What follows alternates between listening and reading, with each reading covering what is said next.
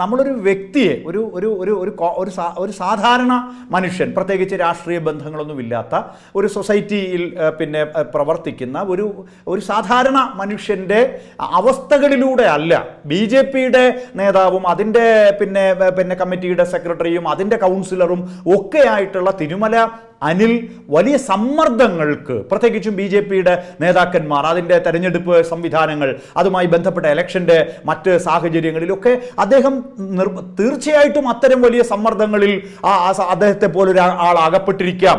അതോടൊപ്പം BJPയുടെ നേതാക്കന്മാരുടെ റെക്കമെൻഡേഷൻ്റെ അടിസ്ഥാനത്തിൽ വലിയ വായ്പകൾ കൊടുക്കാൻ നിർബന്ധിതമായേക്കാം. അത് അദ്ദേഹം എന്ന് പറയുന്ന ഒരാൾ കടന്നുപോയിട്ടുള്ള അവസ്ഥ വളരെ വളരെ ബുദ്ധിമുട്ടേറിയ ഒരു അവസ്ഥയും സാഹചര്യവും ഉണ്ട്.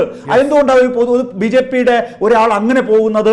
ഒരു പ്രശ്നം വരുമ്പോൾ തിരിച്ച് നിയമപരവും അതോടൊപ്പം സാമ്പത്തികവുമായി താൻ ഉൾപ്പെടുന്ന ഒരു സ്ഥാപനത്തെ ആ പാർട്ടി ഏതെങ്കിലും അർത്ഥത്തിൽ പ്രൊട്ടക്ട് ചെയ്യും.